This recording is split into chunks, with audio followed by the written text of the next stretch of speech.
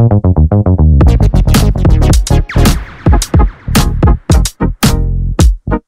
video na ito ating alamin kung ano ang posibleng mangyari kung makikipaglaban ang bagong Indo-Russian BrahMos anti-ship missiles ng Pilipinas sa hukbong dagat ng China sa isang hypothetical conflict.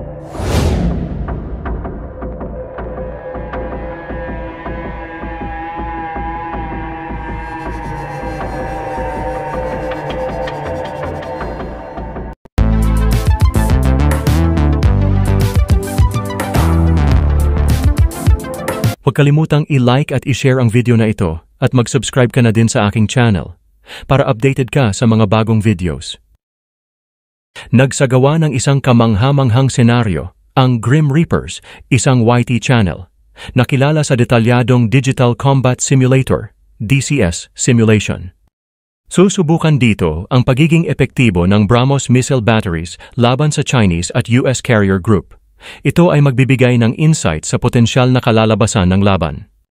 Nagsimula ang senaryo sa pamamagitan ng pagsubok sa BrahMos missile batteries laban sa Chinese Naval Fleet.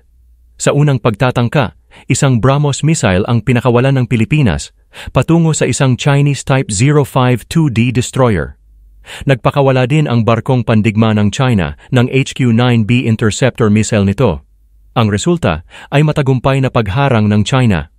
Ang BrahMos missile ay na-neutralize bago umabot sa target nito. Sa pangalawang pagtatangka, dinagdagan ang BrahMos anti-ship missiles. Nagpakawala na ng 12 nito patungo sa isang Chinese aircraft carrier group. Ang China ay mabilis na tumugon at nagpakawala din ng 40 interceptor missiles. Sa kabila ng malakas na puwersa ng BrahMos, ang 12 missiles ay naharang. Ito ay nagpapakita ng malakas na kakayahan sa pagtatanggol ng carrier group ng China dahil sa dami ng missiles na pinakawalan nito. Ang ikatlong simulation run ay dinagdagan ang BrahMos missiles at naging 24 para subukin ang saturation threshold ng Chinese carrier group defense. Ang armada ng China ay nagpakawala ng 63 interceptor missiles bilang tugon. Sa pagkakataong ito, ang depensa ng China ay hindi ganap na epektibo dahil 2 BrahMos missile ay nagawang tumagos sa mga depensa at tinamaan nito ang Chinese aircraft carrier na nagresulta ng paglubog nito. Sa ika-4 at huling senaryo laban sa China, isang malakihang pag-atake ang ipinakita na kinasasangkutan ng 36 na BrahMos missiles ang pinakawalan. Tumugon ang Chinese carrier group ng 76 na interceptor missiles. Sa kabila ng madaming interceptor ng China, humigit kumulang 12 BrahMos ang matagumpay na natamaan ang kanilang mga target, na nagresulta sa paglubog ng maraming barkong pandigma ng Chinese carrier group. Itinampok ng kinalabasan na ito ang potensyal na kahit sa overwhelming advanced missile defense system ng China ay kaya itong tapatan kung may sapat at high-speed na BrahMos missile. Ang Grim Reapers ay hindi hinayaang magtapos lang dito. Nag-simulate din sila ng pag-atake kasama din ang US carrier group gamit ang parehong BrahMos missiles.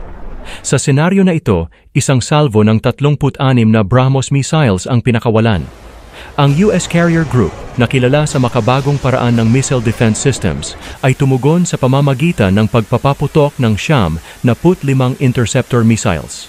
Sa kabila ng napakatinding mga hakbang sa pagtatanggol, 7 BrahMos missiles ang nakaiwas at tinamaan nito ang mga carrier group na nagmumungkahi na kahit na highly at advanced ang mga puwersa ng hukbong dagat ay maaaring makaranas pa din ng banta mula sa malawakang pag-atake ng missiles.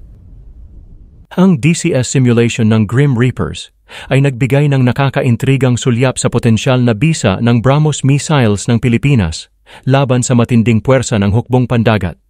Habang ang mga resulta ng naturang simulation ay hindi predictive sa aktwal na kakalabasan ng labanan, nagbibigay sila ng mahahalagang insight sa dynamics ng missile defense at offense sa naval warfare.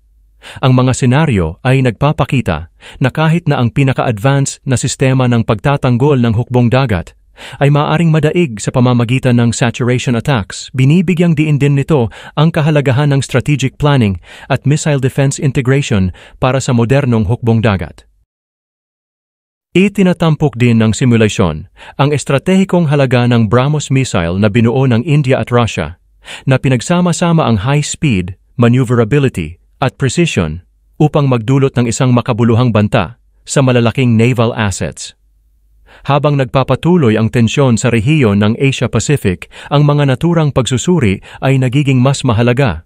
Nag-aalok ng isang sulyap sa posibleng mangyari at ang kahalagahan ng pagpapanatili ng matatag na depensa.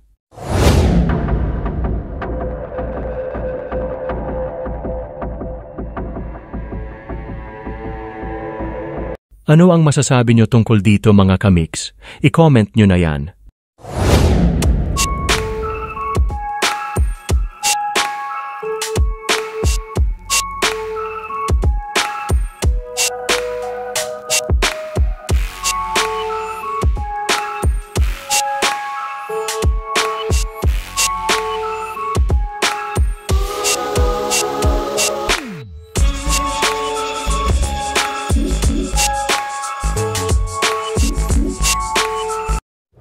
Salamat sa panunood mga kamix.